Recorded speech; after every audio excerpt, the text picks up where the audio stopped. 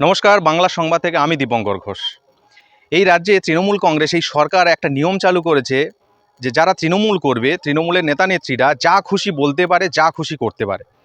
এটা একটা নিয়ম হয়ে দাঁড়িয়েছে। রাস্তায় হেলমেট পরে যদি না যায়, সে যদি তৃণমূলের নেতা হয়ে থাকে, তাহলে সে পুলিশকে বলছে, ওই আমি তৃণমূল করি, আমার হেলমেট লাগবে না।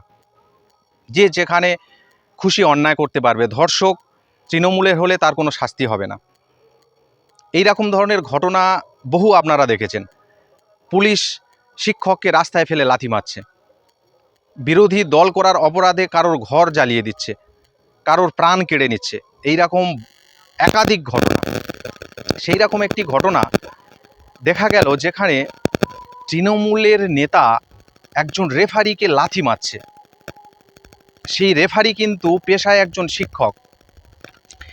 ঘটনাটি হয়েছে মেদিনীপুর পৌরসভার চেয়ারম্যান সৌমেন খানের ভাইপো রাজা খান, তিনি লাথি মারছে একজন রেফারিকে।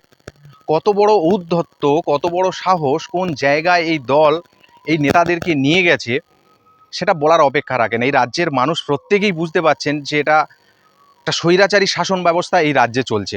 আইনের কোনো শাসন নেই, শাসকের আইন চলছে এই রাজ্যে। যিনি রেফারি করছিলেন শ্রী লক্ষণ mandi, Kharagpur sub division referee অ্যাসোসিয়েশনের তিনি একজন সদস্য এবং তিনি একজন পেশায় শিক্ষক। একজন শিক্ষককে এইরকম একজন পাতি নেতা, যার চাল চুলো কিছু নেই, এই দল ক্ষমতায় থাকলে এই নেতা কোথায় যাবে, কোথায় পালাবে, কোথায় লুকাবে তার কোনো জায়গা খুঁজে পাবে না, শুধুমাত্র এই দল ক্ষমতায় আছে বলে, এই দল থেকে এই রকম নিয়ম চালু আছে বলে, পুলিশ প্রশাসন অন্যায়কারীদের পাশে আছে বলে, ধর্ষণকারীদের চোরেদের পাশে আছে বলে, তাই এদের এত ঔদ্ধত্য।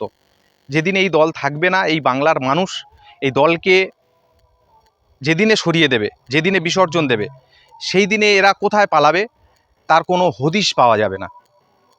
এই রকম ধরনের ঔদ্ধত্য আগামী দিনে যাতে না ঘটে, তার জন্য এই রাজ্যবাসীর উচিত 2026-এ এই সরকারকে বিসর্জন দেওয়া। যদি না বিসর্জন দেয়, তাহলে এই রকম ঘটনা আগামী দিনে আবার আপনারা দেখতে পারবেন।